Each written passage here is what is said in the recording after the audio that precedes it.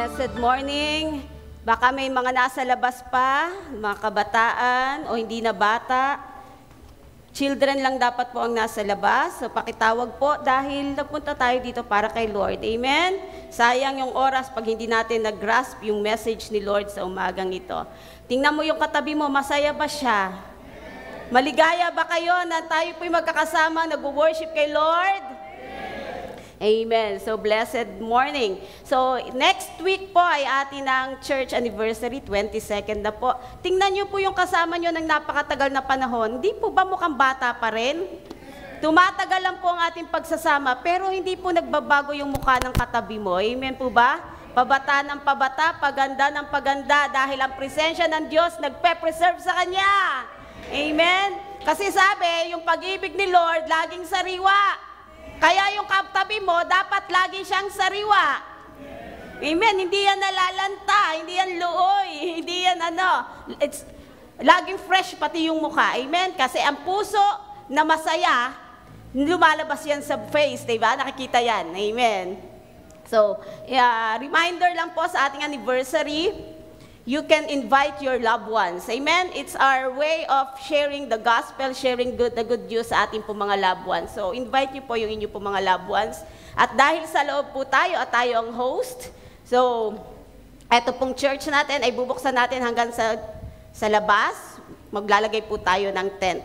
Okay? So, bring your e-fan and fan. Inuulit ko, magdala ng e-fans at fans at also pamaypay, okay? Also, tumbler. Dahil marami tayo, baka mamaya kayo ay uhaw-uhaw, tayo-tayo, nakaka-istorbo kayo. Tama? So, we don't want na i-disturb yung iba na nagseryoso mag-worship kay Lord. So, iwasan natin yung patayo-tayo. Bring your own tumbler. You may bring your own candies too. Kaya lang huwag kayong maingay pag kumakain. Minsan may kumakain ng candy. Okay? Huwag din kayong basta iwasan nyo lang yung patayo-tayo para hindi tayo nakaka-istorbo, no? Amen po ba? Anong oras ng worship service? 9. It's a celebration. So, bawal ang late. Bawal ang malate. Kasi si Lord, yung presence niya ay ating pong ginagalang when it comes to time. So, sa lahat po na may t-shirt, Saturday po, makukuha kasi hindi pa po tapos yung likod. Okay? At busy pa po yung ating pong tagapagtatak. At Saturday din, ang 8 a.m., general cleaning. If you want to help us sa paglilinis at preparation po ng ating church. Amen? Amen po ba? Amen. So praise the Lord. Ngayon din po ang due date ng ating anniversary pledge. Don't forget. Okay? Due date na po natin. So, nung Biyernes, alam kong masayang-masaya yung iba naman ay hindi yata naging masaya. So, sabi mo sa katabi mo, belated Happy Hearts Day. Baka wala kasing bumati sa kanya ng 14. Amen? Happy Hearts Day. Kasi kung lagi natin, ang tawag doon, if we go doon sa tradisyon o sa kultura ng mundo, okay, pwede tayong ma-deceive. So, kailangan nating sabayan ito ng kung saan magiging scripture-based at the same time, lalong maipapakita ang pagmamahal ng ating Diyos. Pakiayos ng sounds, nag-feedback. So, ito ay Happy Hearts Day, maligayang araw ng mga puso. At ang author nito ay hindi si Valentine. Ang author ay si Lord. Amen? So, kaya ang batian natin, Happy Hearts Day. Ang author, ang talagang nagbigay ng kanyang matinding pagmamahal sa iyo at sa akin ay si Lord. So, huwag ka nang malungkot kung walang bumati sa iyo. Walang nagbigay ng bulaklak sa iyo.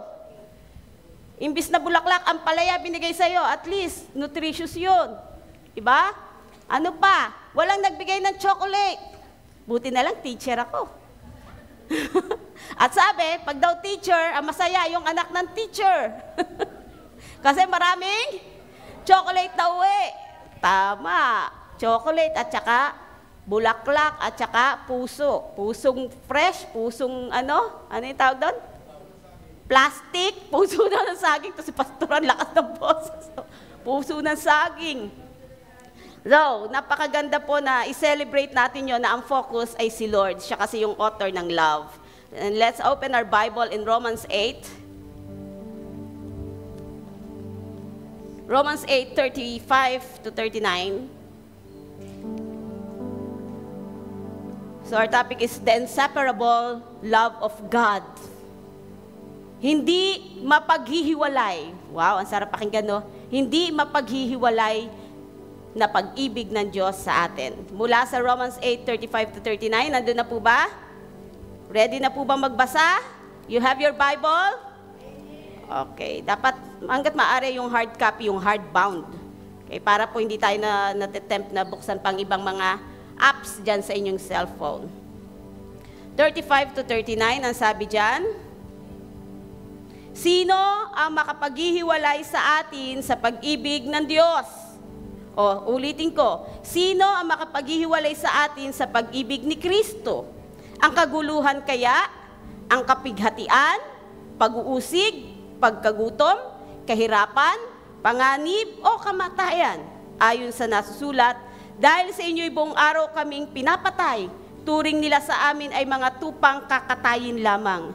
37, hindi sa lahat ng mga ito, tayo'y lalong higit pang magtatagumpay sa pamamagitan niya na nagmamahal sa atin, sapagkat natitiyak kong walang makapaghihiwalay sa atin sa kanyang pag-ibig, kahit ang kamatayan o ang buhay, ang mga anghel, ang mga pamunuan at ang mga kapangyarihan, ang kasalukuyan at ang hinaharap, ang kataasan o ang kaalaliman, ang alinmang nilalang ay hindi makapaghihiwalay sa atin sa pag-ibig ng Diyos na pinagkaloob sa atin sa pamamagitan ni Kristo na ating Panginoon. Let's close our eyes and let us pray. Our loving Father, thank you so much for giving us the opportunity, Lord, and the privilege to call you our Abba. Truly, Lord, in you, we have the confidence to come before your throne and enjoy your loving kindness, enjoy your loving presence. Embrace us once again, Lord. Yakapin mo ang bawat isa ng iyong hindi nagmamaliw na pag-ibig. Yakapin mo ang bawat isa, Panginoon, ng hindi nagbabago, hindi natatapos, at higit sa lahat, hindi makapaghihiwalay na pag-ibig mo sa aming mga buhay. Lord, let your word has power to change us and transform us this morning to be more loving, to be more faithful, to be more obedient to your word and to you as our Lord, as our King, as our Master, as our Abba Father. We thank you, we praise you in Jesus' name.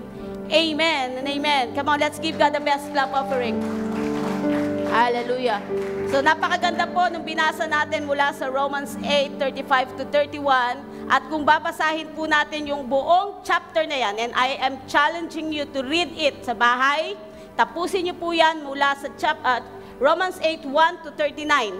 Para po ba lubos niyo po maisip, lubos niyo po maintindihan, bakit po nag-come up sa summary si Apostle Paul dun sa 35 to 39. So, ang Romans 8, it begins with no condemnation. Sabi mo sa katabi mo, there's no condemnation. Okay. Sa Romans 8:1, ang sabi dyan, kaya nga, wala nang kahatulang parusa sa mga taong nakipag-isa na kay Kristo Jesus. Ikaw at ako, nung tinanggap si Kristo Jesus, o nga Panginoong Jesucristo bilang Panginoon at tagapagligtas, ay meron ng assurance na wala ng condemnation sa ating mga kasalanan mula pa noon hanggang sa ngayon. Pinatawad na lahat ng ating mga kasalanan. So Romans 8 started yung verse 1 sa sinasabing there's no condemnation. So kung ang kaaway, ang sanlibutan, ang kapwa mo ay nagsasabing ikaw ay hindi pa rin karapat-dapat sa Panginoon, yan ay hindi totoo. Sapagkat nung tinanggap, pinapasok mo, ipinamuhay mo ang Panginoong Jesucristo, sabi diyan, there's no condemnation. Wala nang kahatulang parusa sa mga taong nakikipag-isa kay Kristo. Amen. Amen. And doon sa dulo niyan, it ends with no separation. napakaganda na tinanggalan ka na ng kahatulan, sinabi pa niyang, hindi ka na mahihiwalay sa akin. Hindi na tayo maghihiwalay. Kay Lord, walang divorce. Walang separation. Amen? Kay Lord, lagi kang nakadikit. Kay Lord, lagi tayong nakaangkla. Kay Lord, lagi tayong makakaasa na hindi niya tayo pababayaan, hindi niya tayo iiwan, hindi ka niya i-abandon. Amen po ba? Hindi niya tayo i-abandon. Kaya mahalaga pong basahin natin yung dulo, no? So basahin ko ang 2 hanggang 4. Sa pamamagitan ng kautusan ng Espiritong nagbibigay buhay dahil sa pakikipag-isa natin kay Kristo Jesus, pilalaya na ako mula sa kautusan ng kasalanan at kamatayan. Sino pinalaya? Yung nakipag-isa kay Kristo. Ginawa ng Diyos ang hindi kayang gawin ng kautusan dahil sa kahinaan ng tao. Ikaw at ako ay mahina. Apart from the Lord, we are weak. Amen? So, yung hindi natin kaya, ginawa ng malakas. At sino yon? Ang Diyos. Yung bagay na hindi mo kayang gawin, dahil sa pagmamahal niya sa'yo, ginawa niya para sa'yo. Amen po ba? Isinugo niya ang kanyang sariling anak sa anyo ng taong makasalanan upang pawiin ang kasalanan. Sa gayon, hinatulan niya ang kasalanang umaalipin sa tao. Ginawa ito ng Diyos upang ang itinakda ng kautusan ay matupad sa atin na namumuhay ayon sa Espiritu at hindi ayon sa hilig ng laman. So makakaya na nating hindi mamuhay sa hilig ng laman, hindi dahil sa tayo'y malakas, kundi ginawa ng Panginoon, okay? Ginawa ng Diyos Ama sa pamamagitan ng Panginoong Hesukristo ang mga bagay na hindi natin kaya. Amen po ba? Ikaw ay magiging mananagumpay dahil ang katagumpayan mo ay ang ating Panginoong Hesukristo. Amen po ba? So pag binasa mo po yung verses 5 down hanggang 30, napakaraming pangako ng Diyos na talagang mapangahawakan mo. Amen? Tinanggal niya yung pagkatakot mo. Binigyan ka niya ng confidence na makakatawag ka ng Abba Father, sabi sa verses 15 to 16.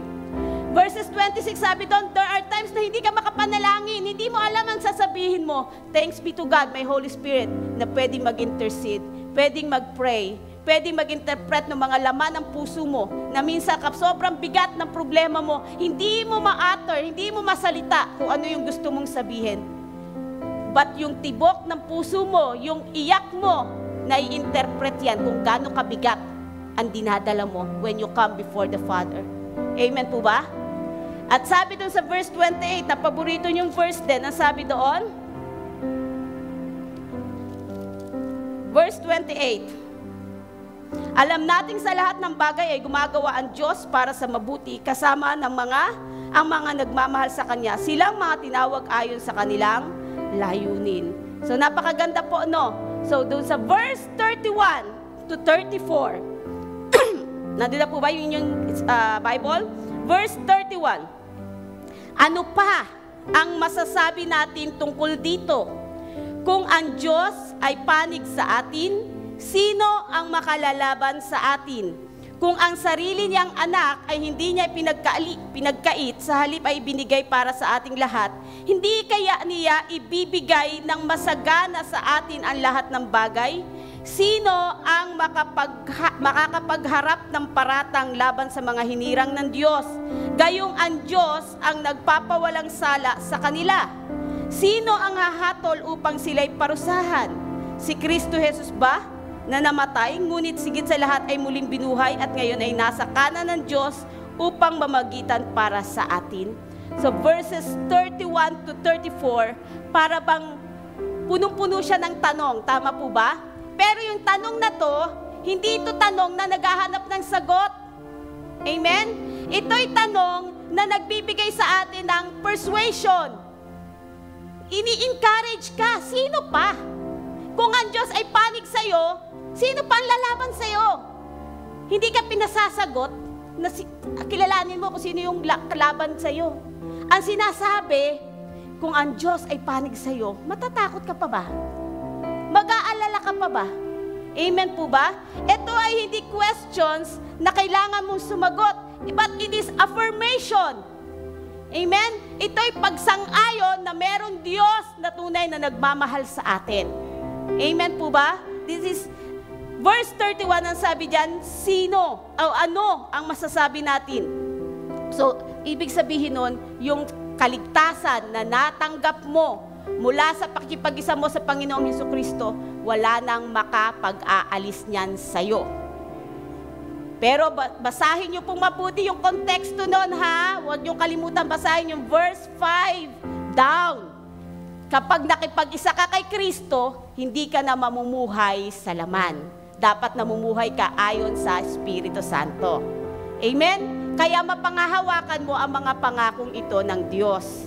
Imposible na makapamuhay ka, namumuhay ka ng ayon sa laman, tapos aasahan mong kasasamahan ka ng banal na Espiritu. Naiintindihan po ba? Ang nakipag-isa kay Kristo, hindi sabi ni tatay, paborito niyang verse ay isa ng bagong nilalang. Amen? At pag bagong nilalang, namumuhay siya ayon sa banal na Espiritong kalooban. Kalooban ng banal na Espiritu. So no person, walang tao o walang sino man ang makakaagaw ng kaligtasang ipinagkaloob sa iyo ng Diyos. If God is for us, who can be against us? Pag sinabing God is for us, ibig sabihin, ang lahat ng ginagawa mo ay ayon sa kalooban ng Diyos. Amen po ba? Hindi mo pwedeng angkinin nyo, if God is for us, hindi mo naman ginagawa ang kalooban ng Diyos. Nauunawaan natin? If God is for us, He can be against us. Masasabi mo yon dahil alam mong sinusunod mo, nilalakaran mo ang kalooban ng Diyos. And verse 32, God will not take away. Ang binigay sa iyo ng Diyos, hindi niya babawiin. Hindi ang Diyos, laban bawi. Pag binigay niya na yan sa iyo, binigay niya na. Para sa iyo yan. Ingatan mo. Gamitin mo. Ang regalong ibinigay kapag hindi binuksan at ginamit, walang pakinabang. Binigay sa iyo ng Lord ang salvation, hindi niya na ito babawiin. Sabi nga, ibinigay niya kung naibigay niya ang kanyang bugtong na anak. Gaano pa kaya yung ibang bagay? Yung pinakamahalaga niya na nga nasa kanya, ibinigay sa iyo, ano pa ang hindi niya kayang ibigay? Ano pa ang hindi niya kayang ipagkaloob sa iyo? Amen po ba? And no one, even Satan, cannot take away the salvation. Amen? Sa verse 33, Who shall bring any charge against God's elect? It is God who justifies. Kung ang Diyos na nagpawalang sala sa iyo, sino pa o ano pang kapangyarihan ang pwedeng umagaw ng salvation mo? And never gagawin ni Jesus na bawiin ang salvation para sa kayo. Dahil ini-offer niya nga yung buhay niya para sa iyo.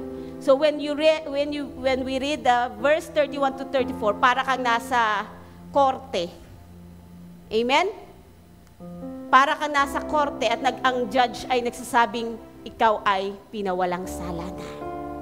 Amen? Ikaw at ako ay pinawalang sala na. Walang pwedeng mag-accuse sa iyo, walang pwedeng mag-charge sa iyo, walang pwedeng mag-condemn sa iyo dahil ang ating advocate, our Lord Jesus Christ, ang ating tagapamagitan, ay nagsasabing, you are forgiven. Amen? Wala ng case. Resolved na ang lahat. Bayad na ang lahat. Yan ang sinasabi ng verses 31 to 34. But yung binasa nating verse 35 to 39, ito ay nagbibigay sa atin ng assurance of our eternal security. Kung kanina, ibinigay sa iyo that you are never be condemned. Hindi ka na pwedeng i-condemn. Pagdating sa 35 to 39, sinasabing, you will never be separated. Hindi ka na mahihiwalay sa pag-ibig ng Diyos. Kung nahiwalay ka, choice mo yun. But never si Lord naglayo ng pagmamahal niya sa iyo. Kung nawala ka sa pagmamahal ni Lord, kung nawala ka sa protection ni Lord, it's your choice. But not the Lord. Amen? Kaya nga yung verse 35 ang sabi, sino ang makapaghihiwalay sa atin sa pag-ibig ni Kristo? Ayun yung tanong. Sino? Yung pag-ibig ni Lord, hindi yung pag-ibig mo. Yung pag-ibig mo pwedeng mawala. Yung pag-ibig mo pwedeng manlamig sa Diyos. Pero yung pag-ibig ni Lord noon hanggang ngayon, hindi nagbabago. Amen po ba? That's the inseparable love of the Lord. It gives us the eternal security. Meron kang kasiguraduhan, anumang mangyari dito sa mundong ito, hanggang sa hinaharap, ikaw ay may kaligtasan mula sa Diyos. Amen po ba? So when you feel unloved, nung 24, iba na yata ang date sa akin nung February 14, yung mga nakaramdam na para bang wala siyang naramdaman na nagmamahal. Dahil wala siyang natanggap na bulaklak. Kahit bulaklak man lang ng saging. Di man lang nakapagbigay na kahit anong bulaklak ang inyong mga mahal sa buhay. Tandaan niyo po, hindi bulaklak ang representation ng pagmamahal. Bagamat masarap makatanggap ng bulaklak, lalo na kung may nakalagay na yung bulaklak daw ay gawa sa 1,000.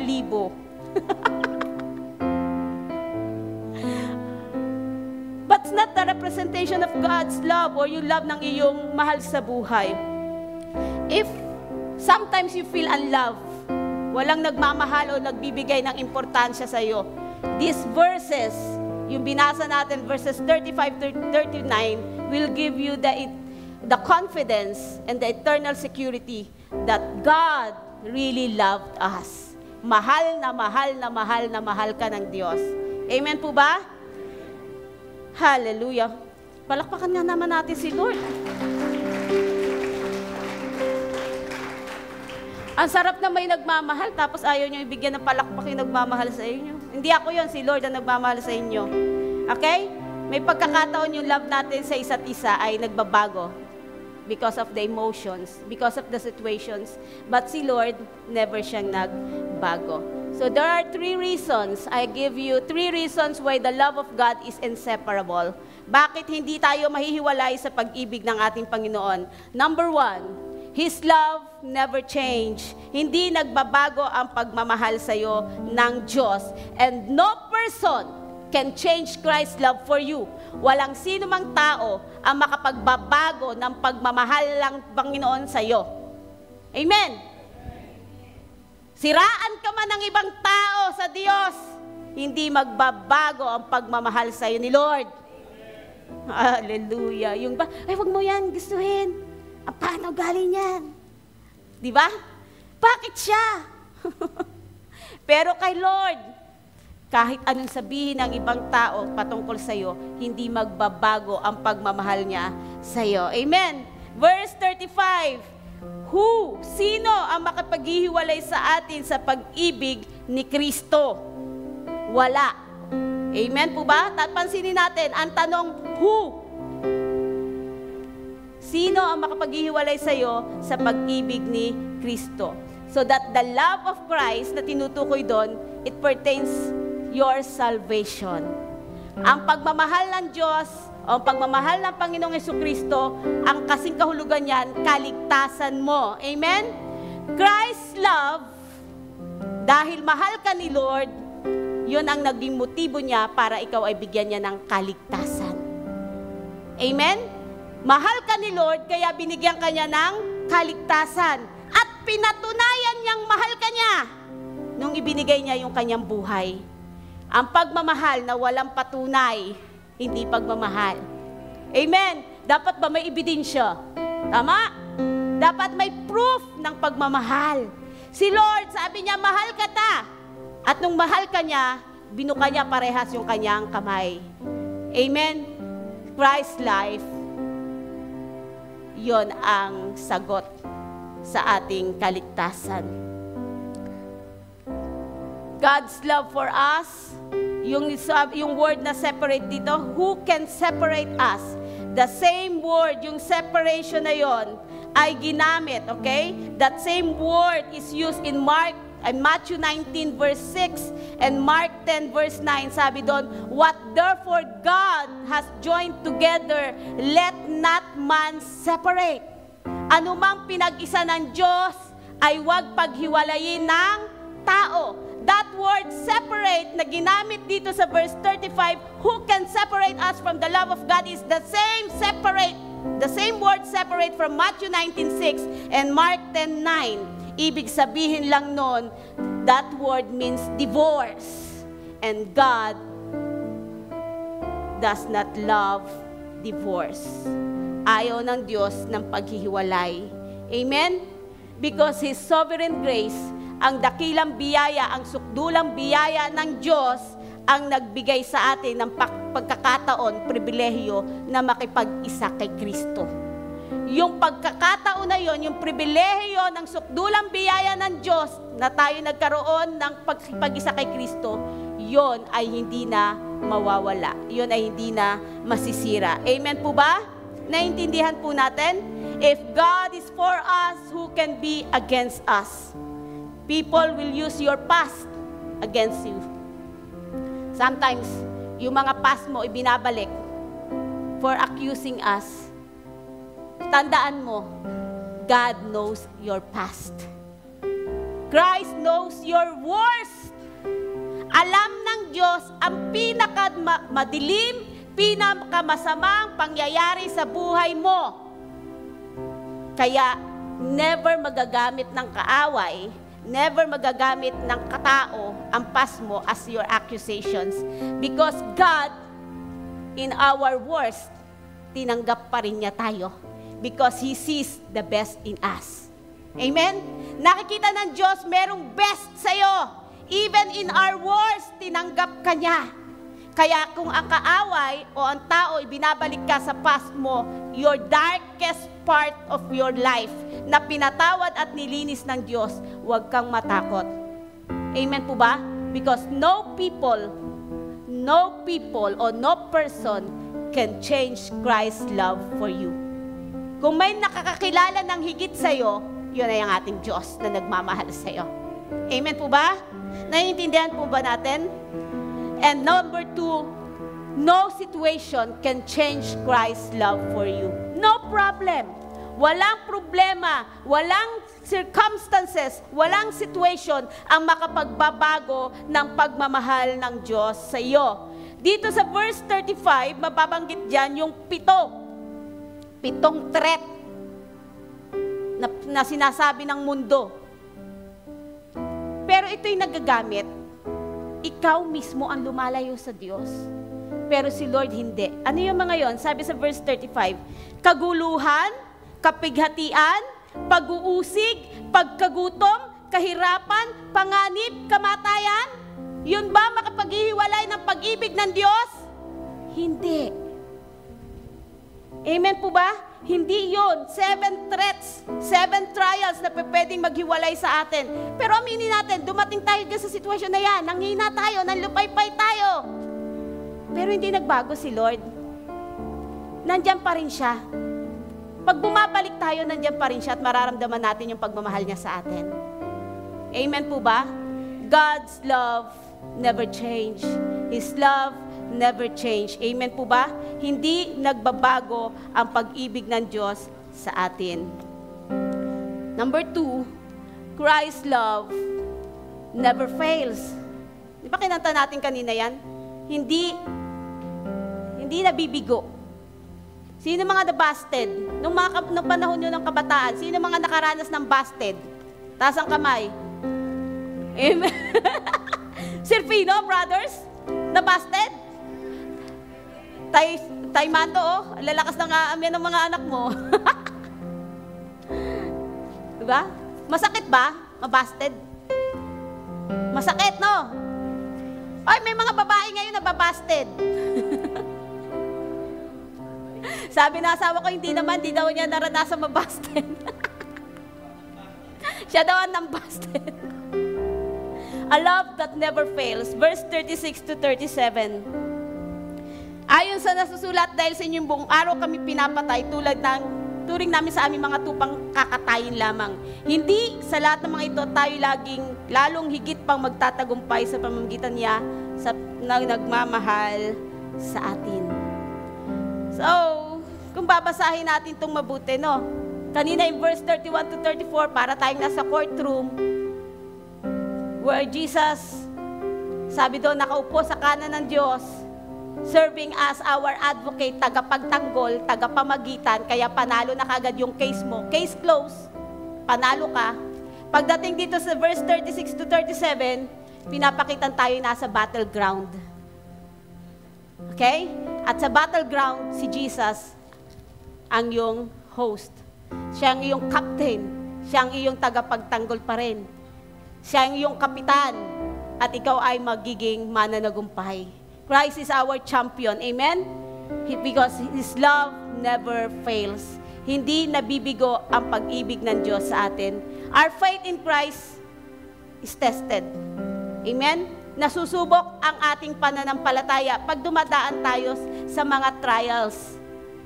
Nasusubok ang ating pananampalataya kapag tayo dumadaan sa kaguluhan, sa kapighatian, sa pag-uusig, sa pagkagutom, sa kahirapan, sa panganib o kamatayan. Natetest po yan.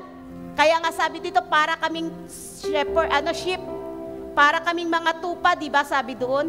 Na parang kakatayin. So, ang isang Kristiyano, natetest ang pananampalataya. Hindi pa pwedeng walang testing. Amen po ba? Hindi pa pwede. Now, kapag ikaw ay natetest o dumadaan sa testing ng buhay, huwag mong sabihin kinalimutan ka ng Diyos. Huwag mong sabihin iniwan ka ng Diyos. Huwag mong sabihin hindi na ako mahal ng Diyos. Amen po ba? May mga Kristiyano, dinadjudge ang pagmamahal ng Diyos based sa kanyang nararamdaman. Kapag siya ay nasa panahon ng kalungkutan, sinasabi niya sa sariling, iniwanan na ako ng Diyos. Kinalimutan na ako ni Lord. Bakit niya inalaw ito sa akin? Do not judge the love of the Lord but by how you feel. Judge the love of the Lord by the truth of His Word. Amen? Sa katotohanan ng kanyang salita. God will never abandon us and God will never leave us. Amen po ba? Ang buhay Kristiyano, sabi masayang tunay. Masaya naman talaga. Tama po ba? Ang buhay Kristiyano ay pinagpala. Ang buhay Kristiyano ay binibigyan ni Lord ng kalusugan. Paano kung ang buhay mo Kristiyano ngayon ay pinadaan ka sa sakit? Paano kung ang buhay mo ngayon bilang Kristiyano ay pinadaan ka sa kahirapan? Wala na ba ang pagmamahal ng Diyos sa iyo? Paano kung yun ang paraan ng testing ng iyong pananampalataya? Ikaw ay dumaan sa karamdaman, hindi ka na ba mahal ng Diyos? Paano kung nawalan ka ng pananalapi? Inalaw ni Lord na mawalan ka ng pananalapi, hindi ka na ba mahal ni Lord? Dahil ang sabi ng iba, kapag daw na kay Lord ka, bless ka. Bless saan? Kasi pag ang blessings nakatingin ka lang sa pinansyal, kapag nawalan ka ng pera, hindi ka na blessed. Pero pag naisip mo ang blessings ni Lord, hindi pera-pera lang. In all areas, in all aspects of your lives, blessed ka. Makikita mong super blessed ka. Amen? Ano mang pagsubok na inaalaw ni Lord sa'yo, hindi yun nangangahulugan, hindi ka mahal ng Panginoon. Amen? Amen po ba? Expect to be tested. Expect to be maligned. Minsan, nami-misunderstood ka ng tao. Minsan, hindi ka naiintindihan ng kapwa mo. Even yung loved ones mo, hindi ka naiintindihan. Amen? Nami-misinterpret ka. Yung sinabi mo, yung ginawa mo, nami-misinterpret ka. Pero,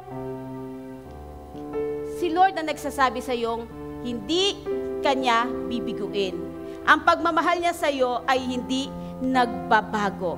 Sabi doon sa verse 37, hindi sa lahat ng ito'y tayo'y lalong higit pang magtatagumpay. Sabi mo sa katabi mo, higit pang magtatagumpay.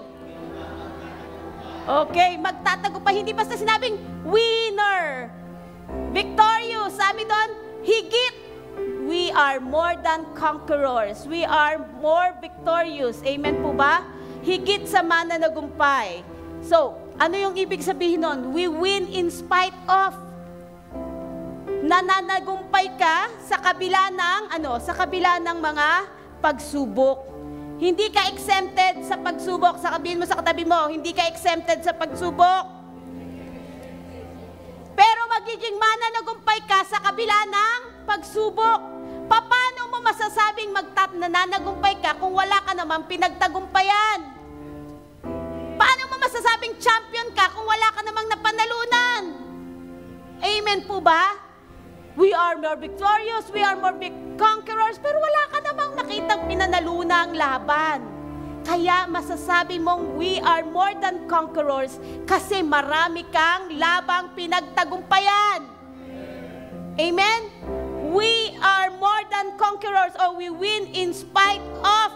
Sabi dyan sa verse 28, all these things, kahit na tayo ay dumadaan sa pagsubok, ang sabi dyan, lahat ng pagsubok na yan, okay? Sabi dyan, ginawa yan o inalaw yan for good. Amen? Ginawa yan para sa iyong ikabubuti. Alam nating sa lahat ng bagay ay gumagawa ang Diyos para sa mabuti kasama ang mga nagmamahal sa Kanya. Amen po ba? And we win because of. Nanalo ka hindi dahil malakas ka. Nanalo ka dahil sa magaling ka. Nanalo ka dahil sa matalino ka. Nanalo ka, sabi diyan, sa pamamagitan ni Kristo. Through Him. Amen po ba? Nananalo tayo sa laban dahil kay Kristo na nagmamahal sa atin ng lubos. Amen? We do not prevail by our strength, wisdom, resources, talent, or determination. Kaya ko to. Kaya ko to. Kaya ko to. Hindi ka mananalo doon. Nananalo ka dahil kasama mo ang Diyos. Sinasamahan ka ng Diyos. Amen po ba? Kaya yung dumaan man ako sa ilog, hindi ako malulunod, ibig sabihin nun, may possibility na dumaan ka talaga sa pagsubok. Pero sabi niya, sasamahan ka niya. Dumaan ka man sa apoy ng pagsubok, hindi ka rin masusunog dahil kasama mo ang Diyos. Bakit kanya sasamahan? Hindi ka nga niya hihiwalayan kasi mahal ka ni Lord. Sa pagsubok na yung pinagdadaanan, hindi ka hihiwalayan ng Diyos. Sasamahan ka niya. Amen po ba? Even in the storms, fire, o anuman yan, sasamahan tayo ni Lord. Sabi mo sa katabi mo, sasamahan ka ni Lord. So yung we are more than conquerors, pwede mo yang i-utter, pwede mo yang angkinin dahil na nagumpay na ang Diyos doon sa krus ng Kalbaryo. Ginawa niya yan para sa iyo. Amen po ba? Mahal ka ng Diyos, kaya kanya pagtatagumpayin. Mahal na mahal tayo ng ating Panginoon. And number 3, His love never ends. Ang pagmamahal ng Diyos ay everlasting. Amen? I love you with an everlasting love. Ayun ang sabi ng Diyos, mahal kita ng pangwalang hanggang pag-ibig. Sabi ng iba, walang forever, my forever. Sa Diyos, my forever. Amen? Sa Diyos, my forever. His love never ends. Verse 38 to 39. Ang sabi dyan, sapagkat natitiyak kong walang makapaghihiwalay sa atin sa kanyang pag-ibig, kahit ang kamatayan o ang buhay, ang mga anghel o mga pamunuan at ang mga kapangyarihan, ang kasalukuyan o ang hinaharap. Ang kataasan o ang kalaliman o alinmang nilalang ay hindi makapaghiwalay sa atin sa pag-ibig ng Diyos na pinagkaloob sa atin sa pamamagitan ni Kristo Jesus na ating Panginoon. Paano natin pagtitiwalaan ang pag-ibig ng Diyos? Dahil ang pag-ibig ng Diyos ay pangwalang hanggan, walang katapusan. Amen? His love is sure. Sabi ni Apostle Paul, natitiyak ko. Kayo ba tiyak na tiyak kayong mahal na mahal kayo ni Lord? Amen. For I am sure. Sabi diyan, natitiyak ko, walang makapaghihiwalay sa atin. Ikaw at ako. Lahat tayo, walang makapaghihiwalay sa atin sa pag-ibig ng Diyos. Number 2, God's love is perfect. Amen? Ang pag-ibig ng Diyos ay perpekto. Kanina, binasa natin yung 7 threats na sinabi ni Paul na pwedeng maghiwalay. Possibility na ginagamit ng kaaway para ihiwalay tayo sa pag-ibig ng Diyos. But these verses, 38 at 39, ay sumagot doon sa verse 35 na no, wala makapaghihiwalay sa atin because our Lord Jesus Christ, who loved us so much, Lord over existence. Panginoon siya. Okay? Panginoon ang Diyos ng buhay at kamatayan. Kung mahal kayo ngayon ng Diyos, hanggang sa pangwalang hanggan, sa buhay na walang hanggan, mahal ka pa rin ng Diyos at kasama mo pa rin siya. hindi ang kamatayan ang makapaghiwalay sa atin sa Diyos, all the more tayong makalalapit sa Kanya. All the more makikita na natin siya ng harapan. Amen? God's love never fails because He Lord over spirits, nor angels, nor principalities ang makapaghihiwalay sa atin sa Diyos. He is Lord over time. Anong oras? Ang sabi dyan, kasalukuyan at sa hinaharap.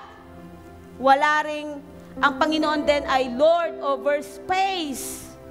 Mula po, sabi dyan, sa kataasan at kalaliman. Walang kapangyarihan ang makapaghihiwalay sa atin sa pagmamahal ng Diyos. Lastly, God's love is proven. Napatunayan na. Amen po ba? Napatunayan na ang pagmamahal ng Diyos. Alam niyo po ba kung ano nakakakilig o nakakakilig sa mga social media nung panahon na nitong February 14? Hindi po yung mga kabataan na nagbibigay ng bulaklak at mga rose at mga chocolates. Ang nakakabilib at nakakakilig is yung mga matatanda na pero nagbibigay pa rin ng bulaklak. Amen po ba? Bakit? Kasi yun napatunayan na tumagal yung pagsasama. Amen po ba? At mula noon hanggang ngayon, ay minamahal pa rin nila ang isa't isa. Amen po ba? Nagbigay ka ba, tay? Amen. Ano binigay mo? Pag-ibig mo. Okay. Totoo ba, nay? Araw-araw. Okay. Yun ang nakakakilig. Yun ang nakakabilib. Amen po ba? Hindi yung pagsasama, ngayon love ka, bukas hindi na. Amen? Anong love? Love, God's love is proven. His love is sure, His love is perfect, and His love is proven. Pinatunayan niya. Nung sinabi niyang mahal ka niya, pinatunayan niya to sa krus ng Kalbaryo. Amen po ba? Verse 35, ang sabi dyan, Christ's love hold us together.